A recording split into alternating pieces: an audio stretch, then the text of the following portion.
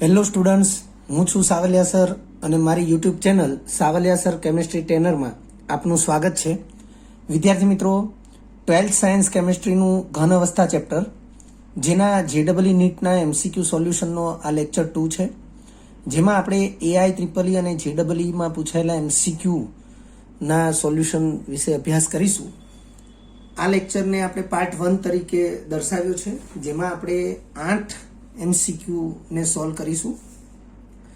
જ્યાં જ્યાં પણ ગણતરીઓ આવતી હશે અને કોમ્પ્લિકેટેડ ગણતરીઓ હશે, એની આપણે આશરે ગણતરીઓ દ્વારા કઈ રીતે સાચો ઓપ્શન પસંદ કરવો એ પણ આપણે સમજાવીશું. તો શરૂ કરીએ. સૌથી પહેલો એમસીક્યુ છે સોડિયમ ધાતુ એ બીસીસી પ્રકારની, જ્યારે મેગ્નેશિયમ ધાતુ એ એફસીસી પ્રકારની સ્ફટિક રચના ધરાવે છે. તેઓના પ્રતિ એકમ કોષમાં પરમાણુ સંખ્યા અનુક્રમે કેટલી હશે? વિદ્યાર્થી મિત્રો, આમ જોઈએ તો બીસીસી અને એફસીસી પ્રકારની જે એકમ કોષ રચના છે એમાં પ્રતિ એકમ કોષ પરમાણુઓની સંખ્યા કેટલી હશે એ પ્રમાણે પણ આ પ્રશ્નને પૂછી શકે. પરંતુ અહીં આપણને સાથે સાથે એક એક વાસ્તવિક ઉદાહરણ તરીકે ધાતુઓ આપેલી છે. જેમ કે બીસીસી સ્ફટિક રચના એ સોડિયમ ધાતુ ધરાવે છે, એવી રીતે એફસીસી સ્ફટિક રચના એ મેગ્નેશિયમ ધાતુ ધરાવે છે. તો અહીં એના ઉદાહરણ દ્વારા પ્રશ્ન પૂછવામાં આવ્યો છે. ધારો કે ઉદાહરણ દ્વારા પ્રશ્ન ન પૂછવામાં આવે તો આ પ્રશ્ન આ રીતે પણ પૂછી શકે કે બીસીસી પ્રકારની અને એફસીસી પ્રકારની સ્ફટિક રચના માટે પ્રતિ એકમ કોષ પરમાણુની સંખ્યા અનુક્રમે કેટલી હશે? એઆઈ ટ્રિપલઈ 2002માં પૂછાયેલો પ્રશ્ન છે. આપણને 4 ઓપ્શન આપવામાં આવ્યા છે. અનુક્રમે છે એટલે પહેલો જે આંક છે એ બીસીસી પ્રકારની એકમ કોષ માટેની પરમાણુ સંખ્યા છે અને બીજા નંબરે જે આંક છે એ એફસીસી પ્રકારની એકમ કોષ રચના માટે પરમાણુ સંખ્યા છે. વિદ્યાર્થી મિત્રો, આમ તો આપણે જોઈએ તો બીસીસી અને એફસીસી, તો બીસીસી એટલે બોડી સેન્ટર્ડ એટલે અંતઃ કેન્દ્રિત થશે. તો આપણે અંતઃ કેન્દ્રિત રચનાથી પરિચિત છીએ. ઘનના 8 ખૂણે 8 ગોળા અને અંતઃ કેન્દ્ર સ્થાને એક ગોળો. જો આપણે ફક્ત ને ફક્ત એ બાબતને ધ્યાનમાં લઈશું તો 8 વત્તા 1, કારણ કે ઘનના 8 ખૂણે 8 ગોળા, અંતઃ કેન્દ્ર સ્થાને એક ગોળો એટલે ટોટલ 9 ગોળા થશે. તો આપણે અહીંયા જોઈએ કે બીસીસી માટે તમને 9 ગોળા આપ્યા છે. એવી રીતે જો આપણે એફસીસી માટે વિચારીએ તો એફસીસી એટલે ફેસ સેન્ટરનો મતલબ થાય ફલક કેન્દ્રિત. હવે એફસીસી રચના માટે એટલે કે ફલક કેન્દ્રિત રચના માટે વિચારીએ તો 8 ખૂણે 8 ગોળા, ઘનના 8 ખૂણે 8 ગોળા, પ્રત્યેક ફલકના કેન્દ્રમાં એક એક એવા 6 ગોળા, કારણ કે 6 ફલક હોય, તો આ ટોટલ થશે 14. એટલે જો આપણે આ ઉપર છેલ્લી ગણતરી પ્રમાણે વિચારીએ તો બીસીસી માટે 9 અને એફસીસી માટે 14 ગોળા આપણને પહેલો જે વિકલ્પ છે એ જ સાચો લાગશે. પરંતુ વાસ્તવમાં એ વિકલ્પ ખોટો છે, કારણ કે આપણે એકમ કોષ દીઠ પરમાણુ સંખ્યાની જે ગણતરી છે એ ગણતરીનો અભ્યાસ આપણે કરી ચૂક્યા છીએ. તો એ અભ્યાસ મુજબ બીસીસી એકમ કોષ દીઠ 9 પરમાણુ સંખ્યા નથી હોતી. બીસીસી એકમ કોષ દીઠ પરમાણુ સંખ્યા 2 હોય છે અને એફસીસી એકમ કોષ દીઠ પરમાણુ સંખ્યા 14 નથી હોતી. એફસીસી એકમ કોષ દીઠ પરમાણુ સંખ્યા 4 હોય છે. એટલે વિકલ્પ ડી એ આપણા માટે સાચો વિકલ્પ છે. આપણે એની જે ગણતરી છે એ એનસીઆરટી પાઠ્યપુસ્તક પેજ નંબર 13 ઉપર જે આપેલી છે એ પ્રમાણે પણ આપણે ભણી ચૂક્યા છીએ. અને ત્યાં નહીં તો આપણે આપણા જેડબલઈ નીટના TTL 2 એટલે કે ટેબલ ટોપ લેક્ચર 2 એના એકમ કોષ દીઠ પરમાણુ સંખ્યાની ગણતરીનો જે ટોપિક છે એમાં પણ આપણે આ અભ્યાસ કરી ચૂક્યા છીએ. એ અભ્યાસ કંઈક આ પ્રમાણે છે કે બીસીસી એકમ કોષ હોય તો બીસીસી એકમ કોષ માટે પ્રત્યેક ખૂણેથી 1/8 ભાગ એ પ્રાપ્ય થાય છે અને એવા 8 ખૂણા હોય એટલે એક પરમાણુ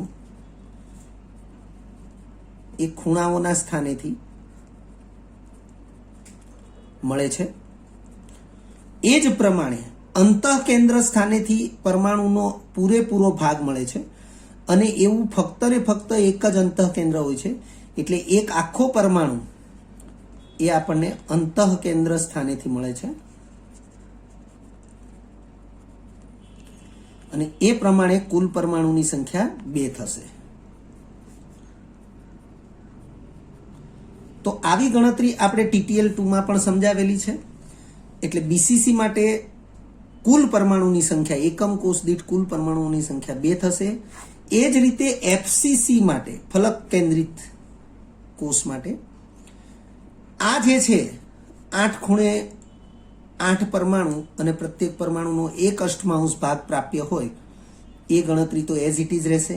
કારણ કે આ જે ગણતરી છે એ આદિમ એકમ કોષને લાગુ પડે છે અને આદિમ એકમ કોષ એ તમામ પ્રકારના કોષોની અંદર હાજર હોય છે. એટલે 8 ખૂણા અને પ્રત્યેક ખૂણેથી 1/8 ભાગ એ લેખે એક પરમાણુ જે છે એ તો પ્રાપ્ય થાય જ છે ખૂણાઓના ભાગેથી.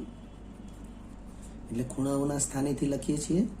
વિદ્યાર્થી મિત્રો, આ ગણતરીને ખાસ ધ્યાનમાં રાખશો. અને પ્રત્યેક ફલકના કેન્દ્રમાં રહેલા પરમાણુનો અડધો હિસ્સો એ એકમ કોષને પ્રાપ્ય થાય છે. એટલે 1/2 ભાગ ગુણ્યા એવા 6 ફલક એટલે 3 પરમાણુઓ આપણને ફલક કેન્દ્ર સ્થાનેથી પ્રાપ્ત થશે. તો એ પ્રમાણે કુલ પરમાણુની સંખ્યા 4 થશે. એટલે આપણે જો વિચારીએ તો BCC માટે કુલ પરમાણુની સંખ્યા 2 થશે અને FCC માટે કુલ પરમાણુની સંખ્યા 4 થશે, જે આપણને વિકલ્પ D ની અંદર જોવા મળે છે. પ્રથમ સંખ્યા એ BCC માટે છે એટલે BCC માટે કુલ પરમાણુની સંખ્યા 2 થઈ. બીજી સંખ્યા 4 એ FCC માટે છે તો FCC માટે કુલ પરમાણુની સંખ્યા એ 4 થઈ. તો આપણા માટે વિકલ્પ D એ સાચો વિકલ્પ છે. ત્યાર પછી બીજો MCQ છે. 1 ગ્રામ વજન ધરાવતા NaCl ના ઘન આદર્શ સ્ફટિકમાં એકમ કોષની સંખ્યા જણાવો. વિદ્યાર્થી મિત્રો, ઘન સ્ફટિકમાં અને આ આદર્શ શબ્દ એડ કર્યો છે. આદર્શ શબ્દનો અર્થ થશે કે જેમાં એક પણ પ્રકારની ત્રુટિ એટલે કે ખામી ન હોય અને એવો સ્ફટિક એટલે આદર્શ સ્ફટિક. એટલે ફરીથી જોઈ લો, 1 ગ્રામ વજન ધરાવતા NaCl ના ઘન આદર્શ સ્ફટિકમાં એકમ કોષની સંખ્યા જણાવો. સોડિયમનો પરમાણુ દળાંક 23 આપ્યો છે, ક્લોરીનનો પરમાણુ દળાંક 35.5 આપ્યો છે. અહીં ગ્રામમાં વજન આપ્યું છે. પરમાણુ દળાંક આપવાથી આપણને NaCl એનું આણ્વીય દળ મળશે. EIEEE 2003 પૂછાયેલો પ્રશ્ન છે. 4 ઓપ્શન આપ્યા છે આપણને. 2.57 × 10⁻21 એકમ કોષો હાજર હોય, 5.14 × 10⁻21 એકમ કોષો હાજર હોય, એ રીતે 1.28 × 10⁻21 એકમ કોષો હાજર હોય, 1.71 × 10⁻21 એકમ કોષો હાજર હોય. તો ઉકેલ તરીકે આપણને વિકલ્પ એ આપવામાં આવ્યો છે. હવે શા માટે ઉકેલ તરીકે વિકલ્પ એ આપવામાં આવ્યો છે તો આપણે ગણતરી કરીશું, એનાથી જ આપણને ખ્યાલ આવશે. તો અહીં આપણે સૌથી પહેલું વિધાન લખ્યું છે કે NaCl નો એકમ કોષ એ FCC રચના ધરાવે છે.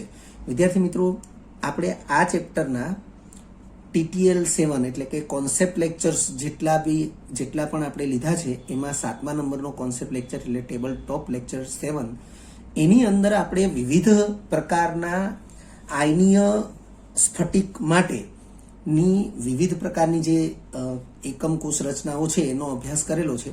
અને એમાં એકમ કોષ NaCl માટે જે છે રોક સોલ્ટનું બંધારણ, એમાં આપણે આ પ્રકારે અભ્યાસ કરી ચૂક્યા છીએ કે Cl- આયન દ્વારા FCC રચના બને છે અને Na+ આયનો છે એ અષ્ટફલકીય છિદ્રમાં ગોઠવાય છે. તો એ લેક્ચરની અંદર જે સમજૂતી છે એ સમજૂતી પ્રમાણે આપણે અહીં આગળ વધી રહ્યા છીએ. લખ્યું છે NaCl નો એકમ કોષ FCC રચના ધરાવે છે. અને એ કયા પ્રકારની FCC રચના છે તો એનું સંપૂર્ણ વિવરણ એ TTL7 છે, જેમાં મોટા કદના Cl- આયનો કેટલા 4, કારણ કે FCC એકમ કોષની રચના કરનારા પરમાણુ કે આયનોની સંખ્યા 4 હોય જે આપણે આ એમસીક્યુની અંદર જોયું કે એફસીસી એકમ કોષની રચના કરનારા પરમાણુની સંખ્યા 4 છે. તો 4 Cl- આયનો જે મોટા કદના છે એના દ્વારા એફસીસી રચના બનશે, એટલે લખ્યું છે જેમાં મોટા કદના 4 Cl- આયનો વડે એફસીસી રચના થાય છે, જ્યારે નાના કદના Na+ આયનો એ 4 અષ્ટફલકીય છિદ્રોમાં ગોઠવાય છે. આમ NaCl ના એકમ કોષ દીઠ 4 Cl- 4 Na+, એટલે કે 4 NaCl અણુ હાજર હોય છે. આ વિધાન એ ખૂબ જ અગત્યનું વિધાન છે. આ પ્રશ્નના ઉકેલ માટે ખૂબ જ ઉપયોગી વિધાન છે. ફરીથી જોઈ લો. આમ NaCl ના એકમ કોષ દીઠ 4 અણુ NaCl હાજર હોય છે. NaCl નું આણ્વીય દળ તો તમને પરમાણુ દળાંક આપેલા છે વિદ્યાર્થી મિત્રો, કદાચ ન પણ આપણે અહીં આપણને આપ્યા છે, પરંતુ એવું પણ બને કે તમને પરીક્ષામાં આ પરમાણુ દળાંક ન પણ આપ્યા હોય, તો યાદ રાખવા જરૂરી છે. NaCl નું આણ્વીય દળ 23 + 35.5, કારણ કે Na એક જ છે, Cl એક જ છે, 58.5 ગ્રામ પ્રતિ મોલ થશે. આથી 1 ગ્રામ NaCl ના મોલ બરાબર વજન ભાગ્યા અણુભાર, આવું સૂત્ર છે. વજન આપણને 1 ગ્રામ આપ્યું છે, એટલે 1/58.5. વિદ્યાર્થી મિત્રો, NaCl ની અણુ સંખ્યા આપણે શોધવી હોય તો મોલ ગુણ્યા એવોગેડ્રો આંક, આ જે સૂત્રોનો ઉપયોગ છે, મોલ બરાબર વજન ભાગ્યા આણ્વીય દળ, અણુ સંખ્યા બરાબર મોલ ગુણ્યા એવોગેડ્રો આંક, આ બધા સૂત્રો એ તમને યાદ હોવા જરૂરી છે. 11 સાયન્સ ચેપ્ટર નંબર 1 રસાયણ વિજ્ઞાનની કેટલીક પાયાની સંકલ્પનાઓ, એ ચેપ્ટરની અંદર આ બધા સૂત્રો આવી ચૂક્યા છે. તો આપણી પાસે મોલ સંખ્યા છે 1/58.5 ગુણ્યા એવોગેડ્રો આંક છે 6.022 × 10⁻²3. વિદ્યાર્થી મિત્રો, આના જવાબ લાવી દેવા જરૂરી નથી, એટલે આપણે આના જવાબ મતલબ કે કેલ્ક્યુલેશન કરીને આનું જે જવાબ છે એ આપણે ભલે દર્શાવીએ છીએ. નેક્સ્ટ પેજ ઉપર આપણે જોઈ રહ્યા છીએ.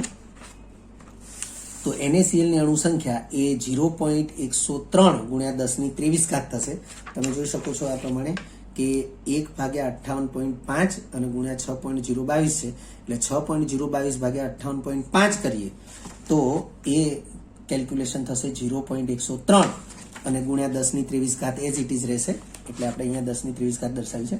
હવે પોઈન્ટને આપણે જમણી બાજુ 2 અંક ખસેડીએ, તો પોઈન્ટ જમણી બાજુ 2 અંક ખસે તો અહીં 10⁻2 ઘટશે, એટલે 10.3 ગુણ્યા 10⁻21. વિદ્યાર્થી મિત્રો, આપણે આ ગણતરી જે છે એ કેલ્ક્યુલેટર વડે દર્શાવેલી છે. અહીં સ્પષ્ટતા હું કરી જ દઉં છું કે 6.022/58.5 એ કેલ્ક્યુલેટર વડે કરેલી ગણતરી છે, અને કેલ્ક્યુલેટર વડે આપણે જ્યારે એ ગણતરી કરીએ ત્યારે આપણને આ મૂલ્ય મળશે 0.103, અને પોઈન્ટને જમણી બાજુ 2 આંકડા ખસેડી એટલે 10.3 ગુણ્યા 10⁻21 થશે. હવે આપણે આ પ્રમાણે જઈએ કે 4 અણુ NaCl ના હોય તો 1 એકમ કોષ થાય, કારણ કે આપણે અહીંયા એ વિધાનને જોઈ ચૂક્યા છીએ કે NaCl ના એકમ કોષ દીઠ 4 અણુ NaCl હાજર હોય છે. એનો અર્થ થાય કે 4 અણુ NaCl બરાબર 1 એકમ કોષ. તો આપણે અહીંયા લખીએ કે 4 અણુ NaCl બરાબર 1 એકમ કોષ, તો 10.3 ગુણ્યા 10⁻21 અણુ NaCl હોય તો કેટલા એકમ કોષ? કારણ કે આપણો જે પ્રશ્ન છે એમાં એ સ્પષ્ટતા કરેલી જ છે કે 1 ગ્રામ વજન ધરાવતા NaCl ના ઘન આદર્શ સ્ફટિકમાં એકમ કોષની સંખ્યા જણાવો, એટલે આપણે એકમ કોષની સંખ્યા શોધવાની છે. તો ગણતરી પ્રમાણે 10.3 ગુણ્યા 10⁻21 ગુણ્યા 1/4, એટલે 10.3 ગુણ્યા 10⁻21/4, જેનો પરફેક્ટ આન્સર આવશે 2.575 ગુણ્યા 10⁻21. તો વિદ્યાર્થી મિત્રો, તમે જોઈ શકો છો કે વિકલ્પ એ ની અંદર આપણને 2.57 આપ્યું છે, એટલે 2.575 અને 2.57 તરીકે વિચારીએ તો આપણી પાસે વિકલ્પ એ ઉકેલ તરીકે સાચો વિકલ્પ રહેશે. હવે વિદ્યાર્થી મિત્રો, આપણે અહીં આશરે ગણતરીનો ઉપયોગ કરીએ.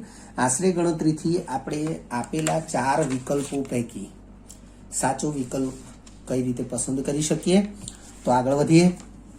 આશરે ગણતરીમાં તમે જોઈ શકો છો, સૌથી પહેલા આપણે 6.022 ગુણ્યા 10⁻23/58.5, જે આ ગણતરી છે 6.022/58.5 અને પછી ગુણ્યા 10⁻23, તો એ જ બાબતને આપણે અહીંયા લીધી છે. હવે તમે જુઓ ધ્યાનથી કે આ સ્ટેપની અંદર 6.022 તો 6.022 જ રાખ્યું છે, પરંતુ આ જે 58.5 છે એમાં પોઈન્ટને ડાબી બાજુએ 2 અંક ખસેડી 0.585 લખ્યું છે, જેનાથી ગુણ્યા 10 ઘાત લખી શકાશે. હવે 10 ઘાત છેદમાં છે, 10 ઘાત અંશમાં છે, એટલે અંશમાં 10 ઘાત વધશે. એ આપણે ફાઇનલી જોઈ લીધું છે અહીંયા.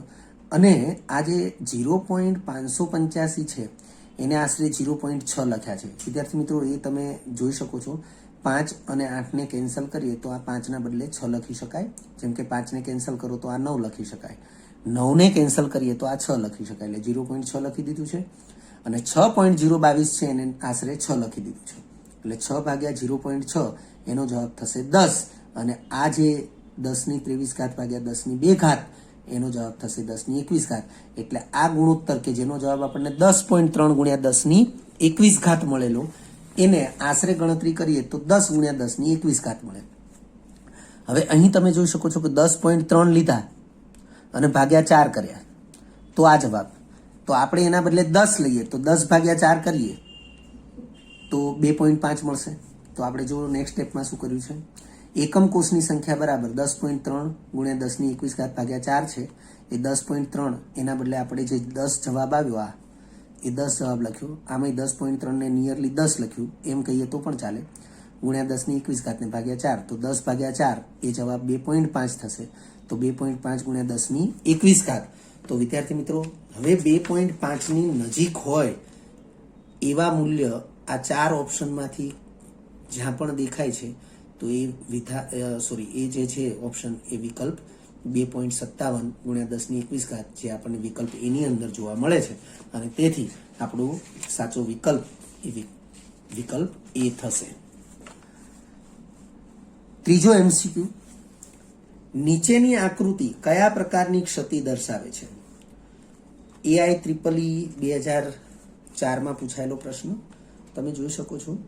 આમ તો આકૃતિને ધ્યાનથી જુઓ તો એક પ્રકારની ક્ષતિ જે છે એ આયનીય ક્ષતિ છે, આયનીય ઘનમાં જોવા મળતી ક્ષતિ. અને NaClની સ્ફટિક રચના છે. અને તમે જોઈ શકો છો કે 4 બાજુએ Cl- છે અને વચ્ચે Na+ જે હોય એ અહીંથી સ્ફટિક છોડી ગયો છે. એ જ રીતે 4 બાજુ Na+ છે અને વચ્ચેનું સ્થાન જે Cl- નું છે ત્યાંથી Cl- સ્ફટિક છોડી ગયો છે. એનો અર્થ કે Na+ અને Cl- એ બંને સ્ફટિક છોડીને ગયા છે. તો આ પ્રકારની જે ખામી છે કે જેમાં આયન યુગ્મ એ સ્ફટિક છોડી જાય છે, તો એ પ્રકારની ખામી એ અહીં આપેલ જે 4 ખામીઓ છે એ પૈકી આ પ્રકારની ખામી કાં તો ફ્રેન્કલ ક્ષતિમાં અને કાં તો શોટકી ક્ષતિમાં જ જોવા મળે છે. આંતરાલીય ક્ષતિ જે છે એ આંતરાલીય ક્ષતિ તો એ અહીં લાગુ પડતી નથી. અહીંયા અવકાશીય ક્ષતિ કહી શકાય, પરંતુ ઓપ્શનમાં આપણને એ આપ્યું નથી. ફ્રેન્કલ અને શોટકી બંને ક્ષતિ હોય એવું એક જ ઉદાહરણ છે AGBR. તો આ તો NaCl છે એટલે આ પણ નહીં થઈ શકે.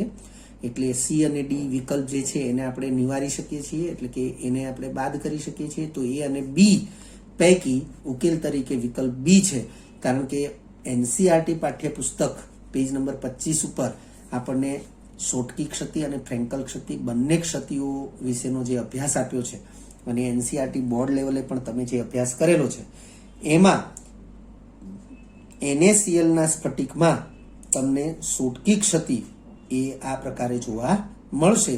એ તમને સમજાવવામાં આવ્યું છે. ચોથા નંબરનો MCQ છે, આયનીય સંયોજનના એકમ કોષમાં A આયનો ઘનના ખૂણાઓ પર અને B આયનો ફલકના કેન્દ્રમાં છે. સંયોજનનું પ્રમાણ સૂચક સૂત્ર જણાવો. AIEEE 2005માં પૂછાયેલો પ્રશ્ન. વિદ્યાર્થી મિત્રો, જો આ પ્રકારના પ્રશ્ન પૂછાય તો વાસ્તવમાં ખૂબ જ સહેલા પ્રશ્ન કહેવાય, કારણ કે તમને કહી દીધું જ છે આયનીય ઘન છે એટલે કે આયનીય સંયોજન છે. એ આયનો એ ઘનના ખૂણાઓ પર, તો ઘનના ખૂણાઓ પર જે ગોઠવાય તો પ્રત્યેક ખૂણેથી 1 અષ્ટમાંશ ભાગ મળે અને એવા 8 ખૂણા હોય એટલે એક પરમાણુ એ આયન પરમાણુ મળશે. અને બી આયનો એ ફલકના કેન્દ્રમાં છે, તો બી આયનો ફલકના કેન્દ્રમાં છે 6 ફલક હોય અને ફલકના કેન્દ્રમાં જે પણ હશે એનો 1/2 ભાગ મળશે. તો એવા 3 પરમાણુ હશે. એનો અર્થ એવો થાય, એક પરમાણુ A છે અને 3 પરમાણુ B છે. તો આપણને અહીં પ્રમાણ સૂચક સૂત્ર પૂછવામાં આવ્યું છે. 4 વિકલ્પ આપ્યા છે, A B એટલે કે A1 B1 એટલે કે બંને એક એક પરમાણુ હોય, A2 B3 એટલે કે A પ્રકારના આયન 2 છે, B પ્રકારના આયન 3 છે, A1 B3 એટલે કે A પ્રકારનો આયન 1 અને B પ્રકારના આયન 3 છે, A3B એટલે કે A પ્રકારનો આયન 3 છે અને B પ્રકારનો આયન 1 છે. તો હમણાં આપણે સમજાવ્યું એ પ્રમાણે કે A પ્રકારનો આયન 1 હોય અને B પ્રકારનો આયન 3 હોય, એ પ્રકારનું પ્રમાણસૂચક સૂત્ર બનશે. એટલે ઉકેલ તરીકે વિકલ્પ C એ આપવામાં આવ્યો છે. જોઈએ આપણે ગણતરી દર્શાવેલી છે. એ પરમાણુઓ ઘનના ખૂણે ગોઠવાયેલા હોવાથી એ પરમાણુની સંખ્યા, તો વિદ્યાર્થી મિત્રો પ્રત્યેક એકમ કોષ એ ઘન છે. તો એ જે ઘન છે એને 8 ખૂણા છે, એટલે ખૂણાઓની સંખ્યા ગુણ્યા પ્રત્યેક ખૂણેથી પ્રાપ્ય પરમાણુ, તો 1/8 ભાગ પ્રાપ્ય થશે.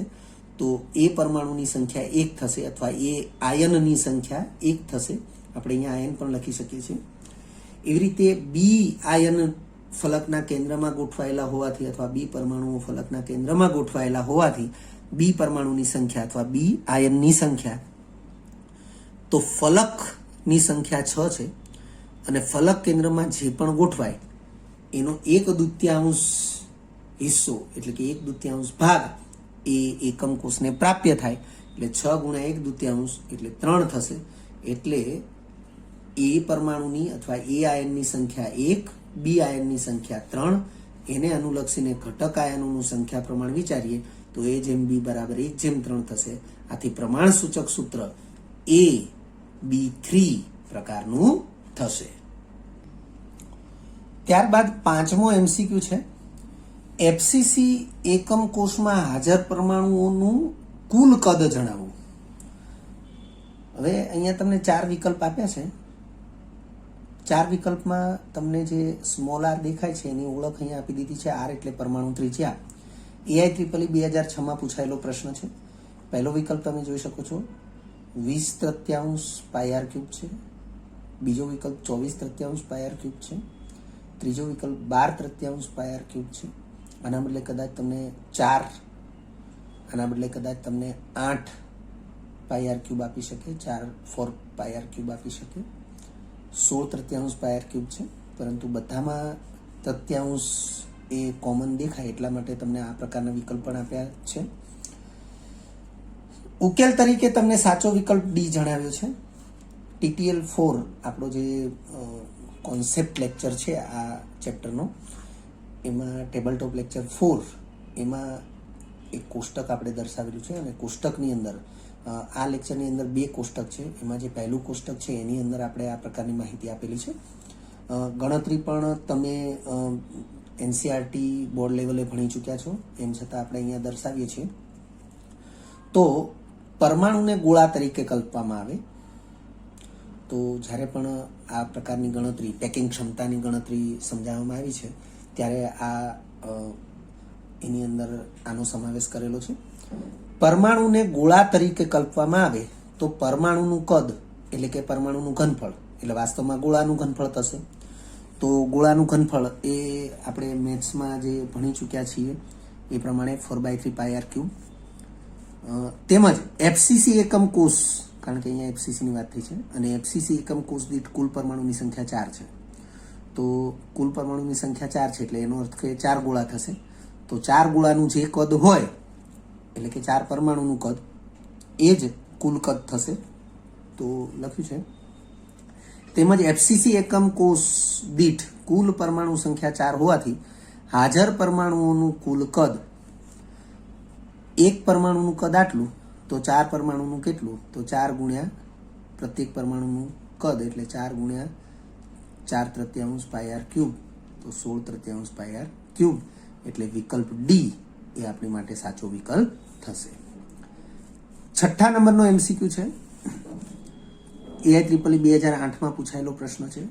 તમે જોઈ શકો છો, એક સંયોજનમાં Y તત્વના પરમાણુઓ CCP લેટીસ રચે છે તથા એક્સ તત્વના પરમાણુઓ ચતુષ્ફલકીય છિદ્રોના 2/3 ભાગને રોકે છે તો સંયોજનનું સૂત્ર જણાવો. આમ તો વિદ્યાર્થી મિત્રો તમે આની રકમ વાંચો છો એટલે કે એમસીક્યુમાં આપેલી જે માહિતી વાંચો છો અને જો તમારો અભ્યાસ એ ખૂબ જ સારો હોય તો તરત જ તમને ખ્યાલમાં આવી જાય કે ક્યાંક જોયેલી રકમ છે અથવા ક્યાંક જોયેલો દાખલો છે. AIEEE 2008માં પૂછાયેલો પ્રશ્ન છે. તમને 4 ઓપ્શન આપ્યા છે. પ્રથમ ઓપ્શન છે સંયોજનનું સૂત્ર x4y3, બીજો ઓપ્શન x2y3, ત્રીજો ઓપ્શન x2y અને ચોથો ઓપ્શન x3y4. ઉકેલ તરીકે વિકલ્પ એ આપવામાં આવ્યો છે. તો વિદ્યાર્થી મિત્રો આપણે આ ચેપ્ટરનો જે MSL1 મતલબ કે MCQ સોલ્યુશન લેક્ચર 1 જે આપ્યો છે એની અંદર MCQ નંબર 3 એમાં HCP આપ્યું છે અને HCP ની બદલે આપણને અહીંયા CCP આપ્યું છે. એટલે કે MSL1 માં MCQ 3 ની અંદર જે કંઈ ગણતરી કરી છે એમાં HCP નો ઉલ્લેખ જ્યાં કર્યો છે એ HCP ના ઉલ્લેખને બદલે જો CCP નો ઉલ્લેખ કરી દેવામાં આવે તો બેઠે બેઠો એ MCQ 3 જે છે એ આ MCQ નંબર 6 થશે. જોઈએ તેમ છતાં આપણે ગણતરી તો દર્શાવેલી જ છે. Y પરમાણુઓ CCP રચના બનાવે છે. તમે જોઈ શકો છો Y પરમાણુઓ એ CCP રચના બનાવે છે. ધારો કે CCP એકમ કોષ રચના કરનારા Y પરમાણુઓની સંખ્યા સ્મોલ n હોય તો T છિદ્રોની સંખ્યા 2n થશે. હવે આ જે બાબત જે છે એની સ્પષ્ટતા એ પેકિંગ ક્ષમતા ક્લોઝપેક રચના જે અભ્યાસ થયો છે એ ક્લોઝપેક રચનાના અભ્યાસ વખતે આ સ્પષ્ટતા થયેલી છે કે જો CCP અથવા HCP ક્લોઝપેક રચના કરનારા પરમાણુઓની સંખ્યા n હોય તો T છિદ્રોની સંખ્યા 2n થશે અને O છિદ્રોની સંખ્યા n જેટલી જ થશે. પણ અહીંયા આપણે T છિદ્રનો ઉપયોગ કરવાનો છે. ચતુષ્ફલકીય છિદ્ર એટલે T છિદ્ર. તો આપણે T છિદ્રોનો જ ઉલ્લેખ કરીશું. એટલે જો Y પરમાણુની સંખ્યા n વિચારવામાં આવે, CCP એકમ કોષ રચના કરનારા Y પરમાણુની સંખ્યા n વિચારવામાં આવે તો T છિદ્રોની સંખ્યા 2n થશે. હવે X પરમાણુઓ જે છે એ ચતુષ્ફલકીય છિદ્રોની સંખ્યાનો 2/3 ભાગ રોકે છે. એટલે આપણે લખ્યું છે કે X પરમાણુઓ T છિદ્રોની સંખ્યાનો 2/3 ભાગ રોકે છે. તેથી X પરમાણુઓની સંખ્યા તો T છિદ્રોની સંખ્યાને 2/3 વડે ગુણી દઈએ તો 2/3 ગુણ્યા 2n એટલે 4n/3. આથી સંયોજનમાં ઘટક તત્વોનું સંખ્યા પ્રમાણ તો સંયોજન X અને Y બે તત્વોનું બનેલું છે તો ઘટક તત્વોનું સંખ્યા પ્રમાણ X જેમ Y બરાબર તો X ની સંખ્યા છે 4n/3 અને Y ની સંખ્યા તો n જ છે. તો આપણે બંનેને 3 વડે ગુણી દઈએ તો 4n જેમ 3n થશે. 4n જેમ 3n કારણ કે બંનેને 3 વડે ગુણી દીધા. હવે બંનેને n વડે ભાગી દઈએ તો સંખ્યા પ્રમાણ થશે 4 જેમ 3. એટલે સંયોજનનું સૂત્ર X4Y3 એવું થશે જે આપણને વિકલ્પ એની અંદર આપવામાં આવ્યું છે. 7મો MCQ છે કોપર ધાતુ Cu. કોપર ધાતુ FCC રચના ધરાવે છે. જો તેના એકમ કોષની ધારની લંબાઈ 361 પિકોમીટર હોય તો કોપર પરમાણુની ત્રિજ્યા કેટલી હોય? AIEEE 2009માં પૂછાયેલો પ્રશ્ન. તમને 4 ઓપ્શન આપ્યા છે. પહેલો ઓપ્શન છે 181 પિકોમીટર, બીજો ઓપ્શન 108 પિકોમીટર, ત્રીજો ઓપ્શન 127 પિકોમીટર અને ચોથો ઓપ્શન છે 157 પિકોમીટર. તો અહીં ઉકેલ તરીકે વિકલ્પ C આપેલો છે કે 127 પિકોમીટર એ કોપર ધાતુની પરમાણુ ત્રિજ્યા થશે. હવે આ ઉકેલ કઈ રીતે? તો વિદ્યાર્થી મિત્રો FCC રચના છે અને FCC રચના માટે ધારની લંબાઈ a અને પરમાણુની ત્રિજ્યા r વચ્ચેનો જે સંબંધ છે એ સંબંધ આપણે જાણતા હોવા જોઈએ. તો વિદ્યાર્થી મિત્રો જ્યારે પેકિંગ ક્ષમતાની ગણતરી માટેનો અભ્યાસ કરાવવામાં આવ્યો ત્યારે તમને એવી સ્પષ્ટતા કરાવવામાં આવી કે જો કોઈ પણ એકમ કોષ દીઠ ધારની લંબાઈ અને એકમ કોષની રચના કરનારા પરમાણુ કે આયનની ત્રિજ્યા વચ્ચેનો સંબંધ મેળવી શકાય તો જ પેકિંગ ક્ષમતાની ગણતરી શક્ય બને. તો હવે એફસીસી એકમ કોષ માટે ધારની લંબાઈ અને પરમાણુની ત્રિજ્યા આર વચ્ચેનો જે સંબંધ છે એ સંબંધ કંઈક આવો છે, આર બરાબર A/2√2 લખ્યું છે. એફસીસી રચના માટે ધારની લંબાઈ એ અને પરમાણુની ત્રિજ્યા આર વચ્ચેનો સંબંધ આર A/2√2 એનું મૂલ્ય 361 આપણને આપ્યું જ છે પિકોમીટરમાં, છેદમાં 2√2 છે. તો એનું જે કેલ્ક્યુલેશન કરીએ તો આપણને જવાબ મળે છે 127.63. તો 127.63ની નજીકનો વિકલ્પ આપણને 127 એ વિકલ્પ સીની અંદર જોવા મળે છે. હવે આની આશરે ગણતરી કેવી રીતે કરી શકાય એ બાબત આપણે અહીંયા સ્પષ્ટ કરેલી છે, તમે જોઈ શકો છો આશરે ગણતરી. તો 361 ભાગ્યા 2√2, તો પહેલાં તો 361ને 2 વડે ભાગીએ તો 180.5 આવશે. આપણે 361ને એ 360 તરીકે પણ વિચારીએ તો પણ 180 ભાગ્યા √2 થશે. હવે 180.5 જે આપણે મળ્યું છે એનું એ જ, તો √2ની વેલ્યુ 1.414 થાય એ આપણને ખબર હોવી જોઈએ. જો એ ખ્યાલ નહીં હોય તો આપણને એ ઝડપથી એનો ઉકેલ નહીં મળે. તો √2, √3, √5 આ બધાના જે મૂલ્યો છે એ મૂલ્યો આપણે જાણતા હોવા જોઈએ. તો આગળ વધીએ તો √2 = 1.414. આપણે ત્રિજ્યા ગુણોત્તરના મૂલ્યોની ગણતરી કરી ત્યારે પણ આવા જે રૂટ હોય એની કિંમતોને લાગુ પાડેલી હતી. તો 180.5 છે એને પોઈન્ટ જમણી બાજુ લઈએ તો 1805 થશે. આમાં પણ પોઈન્ટ એક આંકડો જમણી બાજુ લઈએ તો 14.14 થશે. હું જે કહું છું એનું ગાણિતિક આ રીતે થશે. 180.5 છે, એક આંકડો પોઈન્ટ જમણી બાજુ લઈએ છીએ એટલે 0.0, એટલે આપણે એને દર્શાવવાની જરૂર નથી. 1805 ભાગ્યા એક આંકડો જમણી બાજુ પોઈન્ટને ખસેડીએ તો 14.14 થશે. અને આને જો આશરે લખીએ તો 1800 ભાગ્યા 14 લખી શકાશે. એટલે આપણે એ વસ્તુ અહીંયા દર્શાવેલી છે કે 1800 ભાગ્યા 14, તો 1800ના અડધા 900 અને 14ના અડધા 7. 900 ભાગ્યા 7 કરીએ તો સિમ્પલ આપણે મેન્યુઅલ ગણતરી કરીએ 900 ભાગ્યા 7, તો 7 એકા 7. આ ભાગાકાર આપણે ઝડપથી કરી શકીએ છીએ. 2 વધશે 0, તો 7 દુ 14,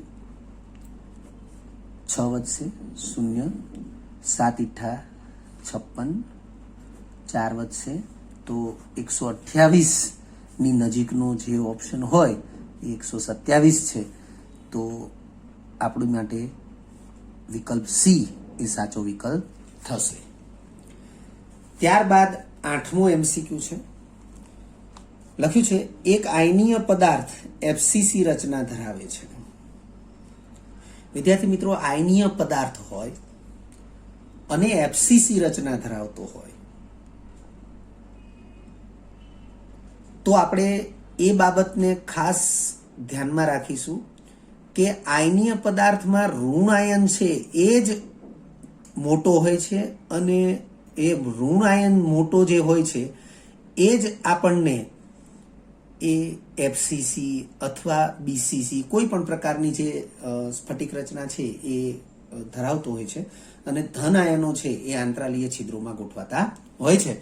તો એ બાબતને ધ્યાનમાં લઈ અને આપણે જ્યારે પણ આ વિધાનને આ પ્રકારનું વિધાન વાંચીએ કે આયનીય પદાર્થ છે અને એફસીસી રચના બનાવે છે અથવા તો બીસીસી રચના બનાવે છે, વોટેવર, પણ આપણે ધ્યાનમાં રાખીશું કે મોટા કદના ઋણ આયનો છે એ જ આ પ્રકારની રચના બનાવે અને નાના કદના આયનો, ધન આયનો, એ આંતરાલીય છિદ્રોમાં ગોઠવાય.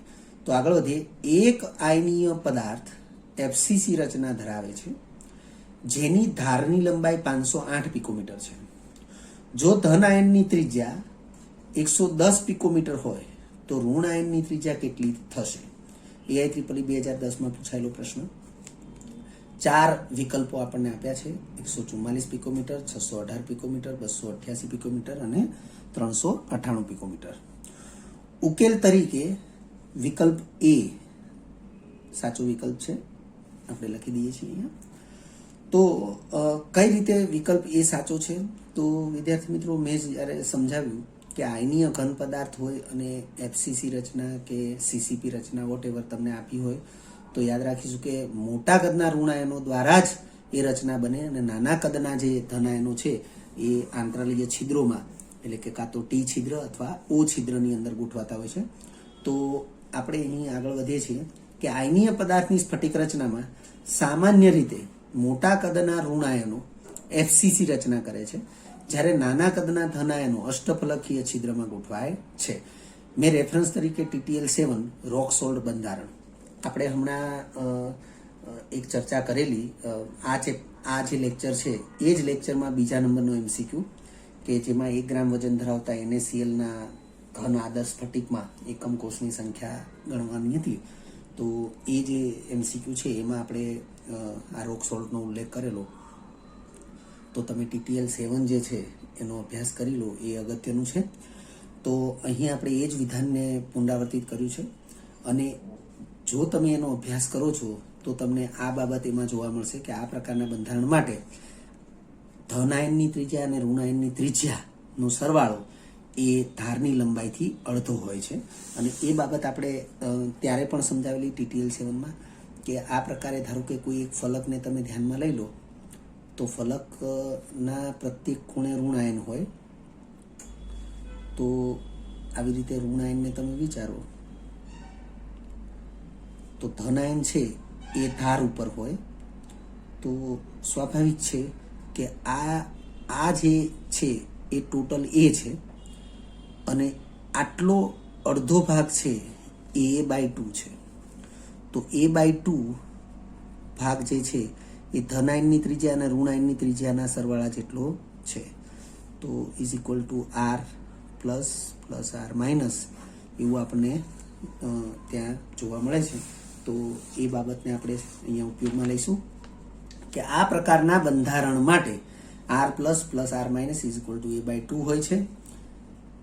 તો R માઇનસને આપણે શોધવું હોય તો R પ્લસને જમણી બાજુ લઈએ, A/2 માઇનસ R પ્લસ. હવે અહીં A એટલે ધારની લંબાઈ જે આપણને 508 પિકોમીટર આપેલી છે, R પ્લસ એટલે ધન આયનની ત્રિજ્યા 110 પિકોમીટર આપેલી છે. એ બંને એપ્લાય કરીએ તો 508/2 માઇનસ 110, આનો ભાગાકાર 254 આવશે. એમાંથી 110 બાદ થશે તો આવશે 144 પિકોમીટર. એટલે ઋણ આયનની ત્રિજ્યા 144 પિકોમીટર થશે. અને તમે જોઈ શકો છો કે એ આ ધન આયન કરતાં એ મોટી છે, એટલે ધન આયનની સાપેક્ષે ઋણ આયન કદમાં મોટા હોય છે. વિદ્યાર્થી મિત્રો, ક્યાંક એવું પણ બને કે ઓપ્શનની અંદર તમને ધન આયનની ત્રિજ્યા જે છે એના કરતાં નાના મૂલ્યો પણ આપ્યા હોય તો વિકલ્પ નિવારણ મુજબ એ નાના મૂલ્યો છે એને આપણે નિવારી દઈએ અને બાકીના વિકલ્પો માટે વિચારીએ તો પણ યોગ્ય રહેશે. તો અહીં આપણને ગણતરીથી ઋણ આયનની ત્રિજ્યા 144 પિકોમીટર મળે છે, જે વિકલ્પ એમાં જોવા મળે છે અને તેથી ઉકેલ તરીકે વિકલ્પ A સાચો વિકલ્પ છે. વિદ્યાર્થી મિત્રો, જો તમને આ વિડીયો લેક્ચર ગમ્યો હોય તો લાઇક આપજો, શેર કરજો અને સબસ્ક્રાઇબ પણ કરજો. અગાઉના લેક્ચરનું રિવિઝન અને પાઠ્યપુસ્તકનું વાંચન કરતા રહેજો. આ લેક્ચર અંગે કોઈ પણ ડિફિકલ્ટી હોય તો મને વોટ્સઅપ કરી શકાય. આભાર. ફરી મળીશું નવા વિડીયો લેક્ચરમાં.